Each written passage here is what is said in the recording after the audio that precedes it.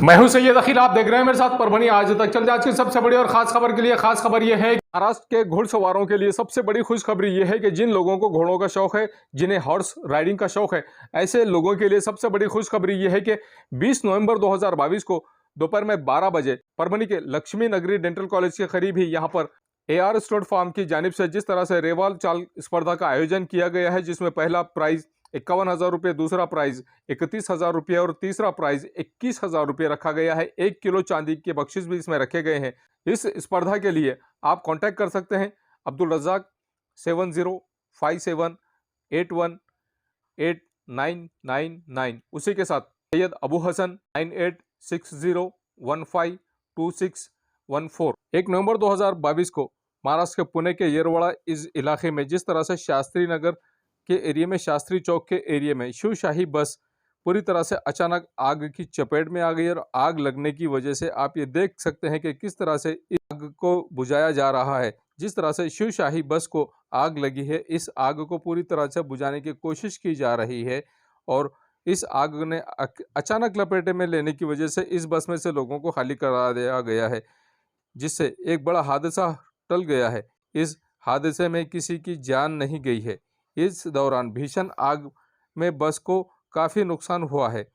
लपेटों में जिस तरह से आग की लपेटों में घिरी बस की भीषण घटना को ले कई लोगों ने अपने मोबाइल के कैमरे में कैद कर लिया है। इस घटना का सोशल मीडिया पर वीडियो वायरल होता हुआ नजर आ रहा है। शिवशाही बस यवतमाल से चिंचवड़ के लिए लंबी दूरी तय कर येरवड़ा के शास्त्री चौक यहाँ से रवाना हुई। सड़क पर दौड़ते समय बस में अचानक खराबी हुई और खराबी होने की वजह से चालक को तुरंत शक हुआ। चालक ने बस को सड़क के बाईं ओर लगा दिया और बाईं ओर लगाने के बाद उसे रोक दिया। यात्रियों को एहतियात के तौर पर उतार दिया गया है। जिस तरह से इस बस में से यात्रियों को उतारा गया है, चालक बहुत ही सावधानी से यह काम करता हुआ नजर आया है, जिसकी वजह से यात्रियों की तो जान बच गई है। यात्री तो पूरी तरह से सुरक्षित है, लेकिन बस का जिस तरह से आग की चपेट में आकर नुकसान हुआ है, आप देख सकते हैं कि किस तरह से इस बस को आग ने अपनी चपेट में ले लिया है।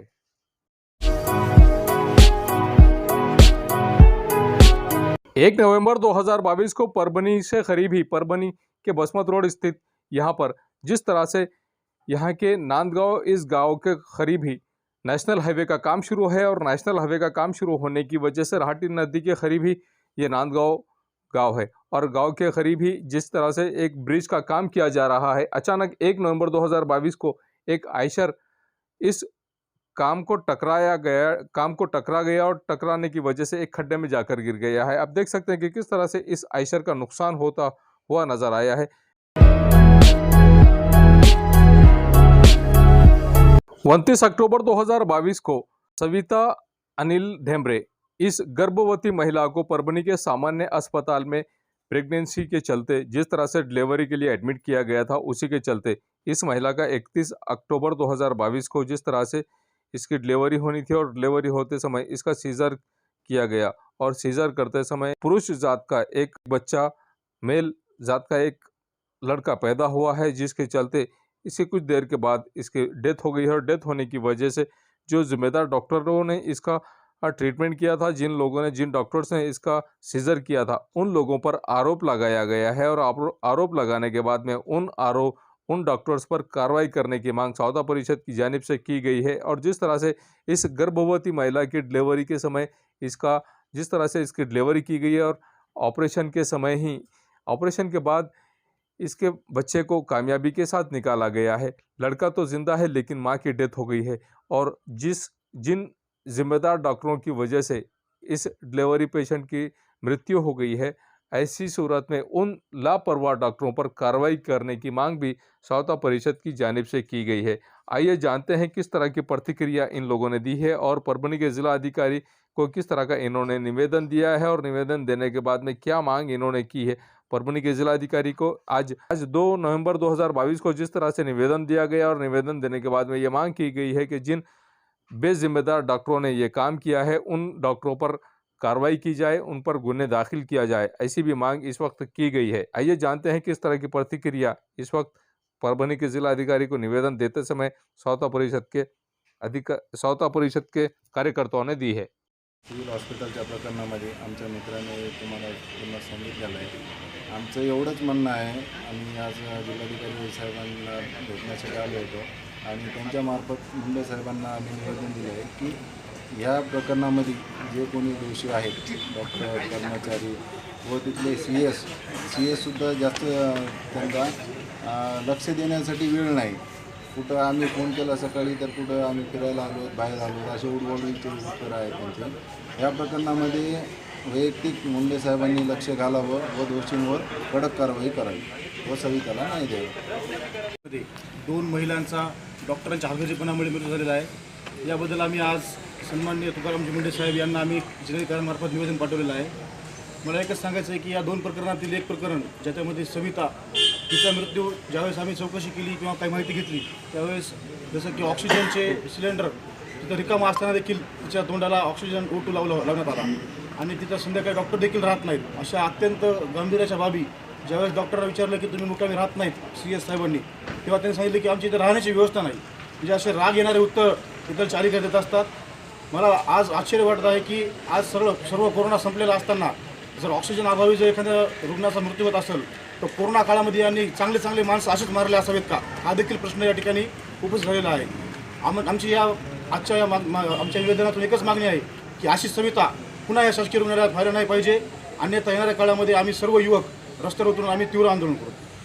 श्री महेश वडसकर साहेबांना परभणी जिल्हा रुग्णालयातील एकूणच कारभाराच्या संदर्भानं आम्ही काल ज्या जिल्हा रुग्णालय स्त्री रुग्णालयामध्ये 2 महिला एक्सपायर झालेल्या आहेत, ह्या डॉक्टरच्या हलगर्जीपणामुळे एक्सपायर झालेल्याचं निदर्शनास आलेलं आहे।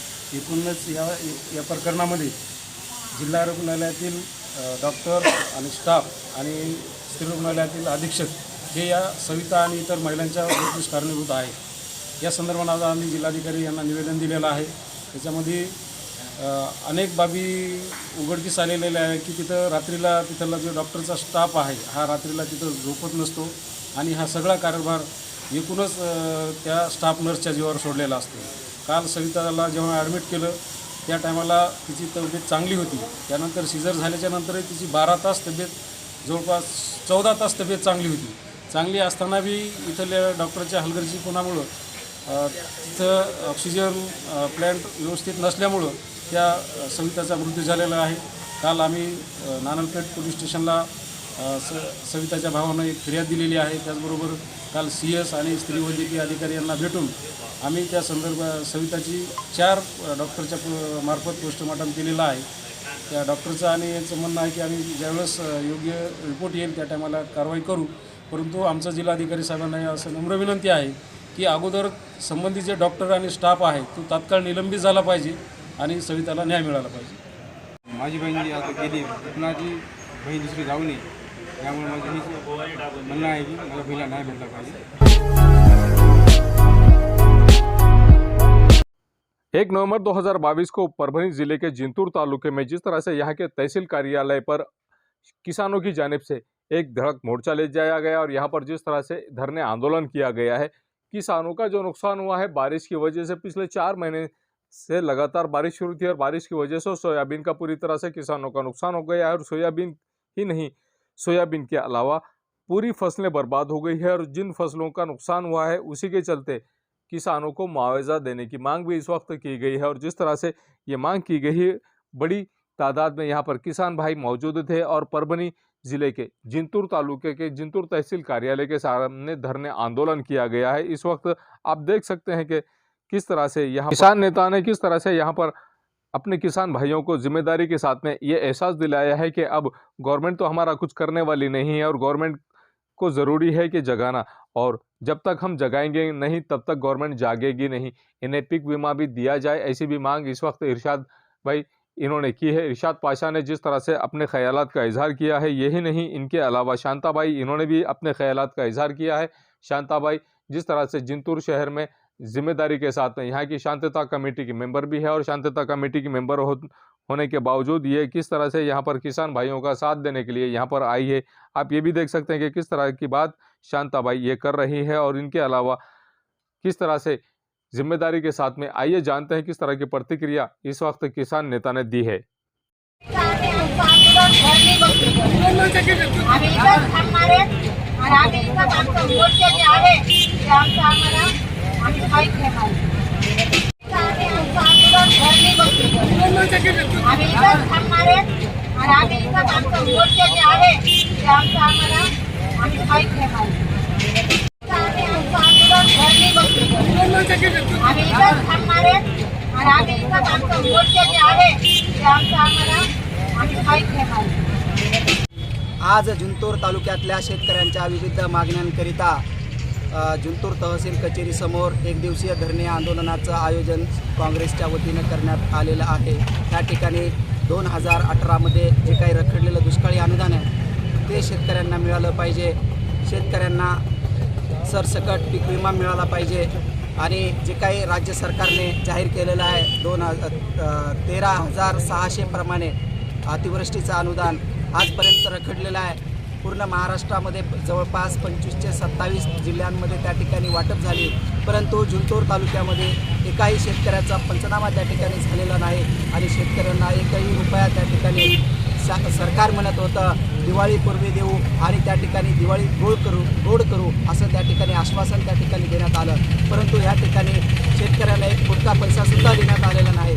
या आंदोलनाच्या माध्यमातून सरकारला एक इशारा आहे की जोपर्यंत शेतकऱ्यांच्या खात्यावर पैसा वर्ग होत नाही तोपर्यंत अशाच प्रकारचे धरणे आंदोलन, तीव्र आंदोलनं, रस्ता रोको आंदोलन असेल. सरकारच्या विरुद्ध शेतकऱ्यांमध्ये बराच असंतोष आहे.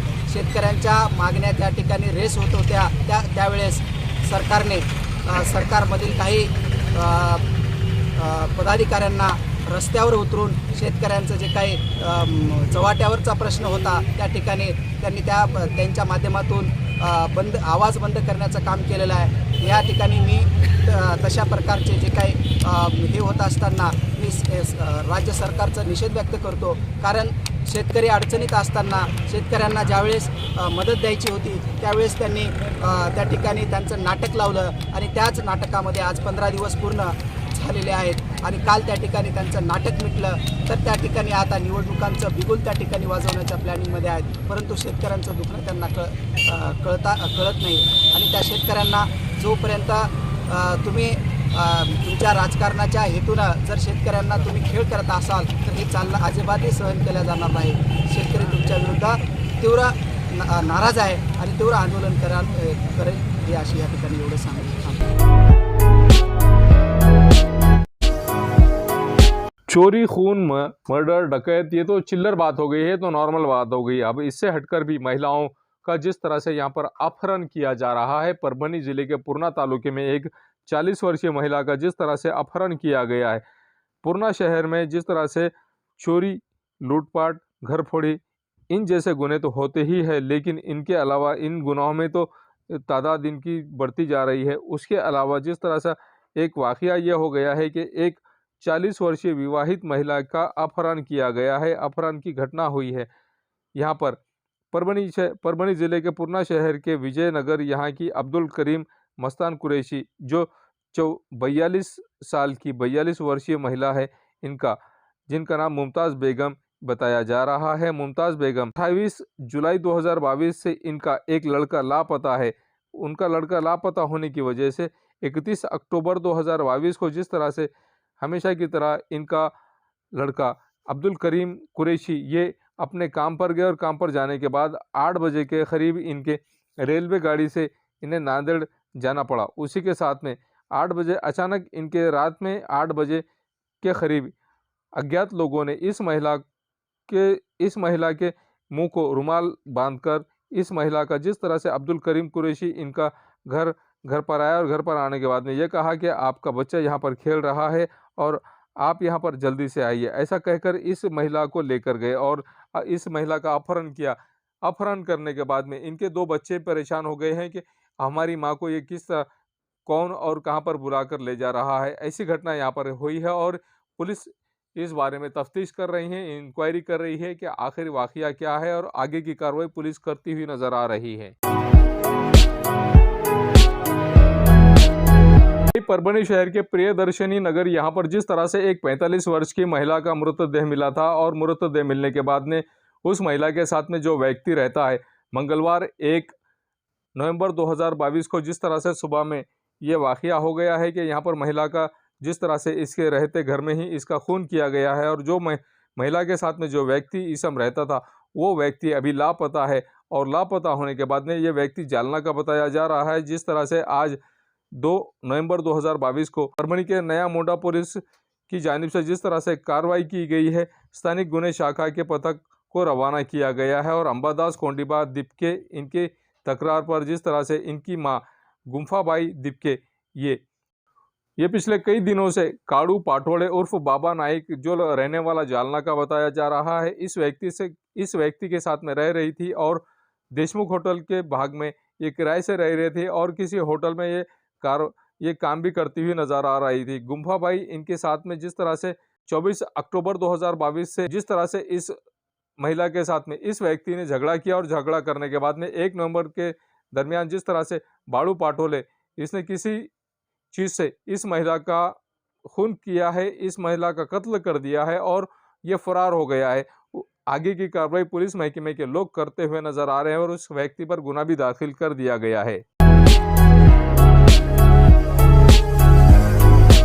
1 नवंबर 2022 को परभणी जिले के बोरी में जिस तरह से बोरी में अपघात हुआ है और अपघात होने के बाद में यहाँ पर एक व्यक्ति की जगह पर ही मृत्यु हो गई है। बोरी के करीब ही यहाँ पर महावितरण कंपनी के करीब जिस तरह से यहाँ पर रास्ते का काम शुरू है, रास्ते का काम शुरू होने के बाद में यहाँ पर 1 नवंबर 2022 की रात 9:30 बजे के करीब यहाँ पर इस बारे में अधिक मालूमात ये है कि जिस तरह से यहाँ पर बोरी के ही रहने वाले प्रभाकर वैद्य ये MH22 के 4007 इस क्रमांक की मोटरसाइकिल पर परभणी से बोरी की तरफ जा रहे थे और बोरी की तरफ जाते वक्त महावितरण कार्यालय के सामने ही रास्ते का काम शुरू था और रास्ते के काम के समय यहाँ पर जिस तरह से मिट्टी से भरा एक यहाँ पर थैला रखा हुआ था और उस थैले पर इनकी मोटरसाइकिल पटके जाने की वजह से इनकी मोटरसाइकिल इस थैले पर कूदने की वजह से इस मोटरसाइकिल का एक्सीडेंट हो गया और प्रभाकर वैद्य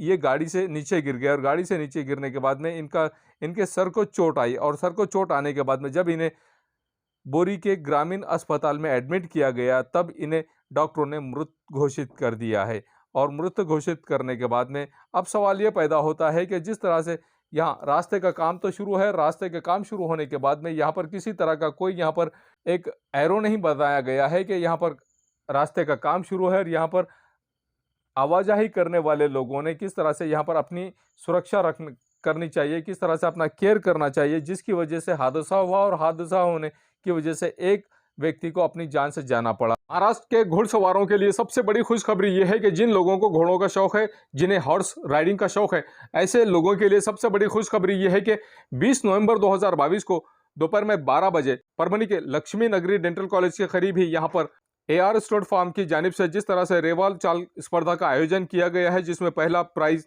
51,000 रुपये, दूसरा प्राइज 31,000 रुपये और तीसरा प्राइज 21,000 रुपये रखा गया है। 1 किलो चांदी के बख्शिश भी इसमें रखे गए हैं। इस स्पर्धा के लिए आप कांटेक्ट कर सकते हैं अब्दुल रज़ाक 7057818999, उसी के साथ सैयद अबू हसन 9860152614। ये न्यूज़ कवर किया हमारे परभणी आज तक के कार्यकारी संपादक बाबरुद्दीन सिद्दीकी, 24/7 माझा महाराष्ट्र न्यूज़ चैनल के कार्यकारी संपादक सत्तार खान पठान, परभणी टुडे के कार्यकारी संपादक री मिलकर मैं हूं सैयद अखिल। आप देखते रहिए मेरे साथ परभणी आज तक। आप हमारे चैनल को सब्सक्राइब करें, सब्सक्राइब करने के बाद बेल आइकन का बटन जरूर दबाएं। उसी के साथ आप हमारे चैनल को लाइक करें, शेयर करें और कमेंट करना ना भूलें।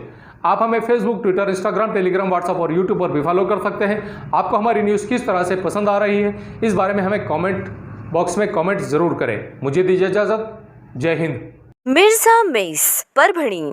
अगर आप परभणी शहर में रहते हैं और घर के खाने का लुत्फ लेना है तो संपर्क जरूर करें मिर्जा मेस परभणी। घर पहुंच सेवा खाने के टिफिन के लिए जरूर संपर्क करें। मोबाइल क्रमांक 8830266947। एसके ट्रेडर्स की ओर से तमाम नागरिकों को ईद उल फित्र की हार्दिक शुभकामनाएं। शुभेच्छुक एसके ट्रेडर्स दरगाह रोड परभनी। हमारे पास महाराजा bed, sofa, dressing table, wardrobe, dining table, cooler, washing machine, fridge, tea table, चौकी सभी प्रकार के फर्नीचर कंपनी के दाम में ग्राहक की खुशी, यही हमारा नफा। एक बार जरूर संपर्क करें। एड्रेस एसके ट्रेडर्स दरगाह रोड परभनी। मोबाइल नंबर 9881 महबूब पार्क फंक्शन हॉल, मनसब नगर, जाम पारवा गेट, दरगाह रोड परभणी।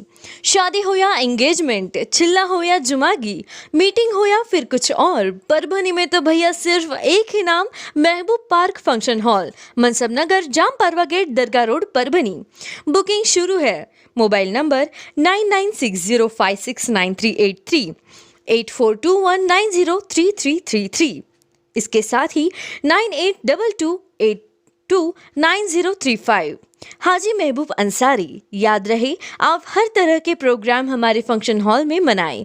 आज ही अपने प्रोग्राम की बुकिंग करें। समीर टेंट हाउस, कुदरती कॉर्नर, कादराबाद प्लॉट, परभणी। हमारे पास तरह के प्रोग्राम के लिए सामान किराए पर मिलेगा। शादी, एंगेजमेंट, चिल्ला जैसे सभी प्रोग्राम के लिए संपर्क करें। सैयद मुज्जमिल। मोबाइल क्रमांक 9766683126। SBS इंग्लिश स्पीकिंग क्लासेस, मासूम कॉलोनी, दरगाह रोड परभणी। अगर आप घर बैठे इंग्लिश में बात करना सीखना है तो आज ही कांटेक्ट करें SBS English speaking classes. Mobile number 9823797828। Quality की तलाश यहाँ खत्म। किंग ऑफ बेल्ट्स, शनिवार बाजार के पास, Nanalpeth corner, Parbhani. Ladies purse, school bag, original leather belt, कमर belt, wallet, body spray, perfume और भी बहुत कुछ। एक बार जरूर आए। किंग ऑफ बेल्ट, शनिवार बाजार, नानलपेट कॉर्नर, परभणी।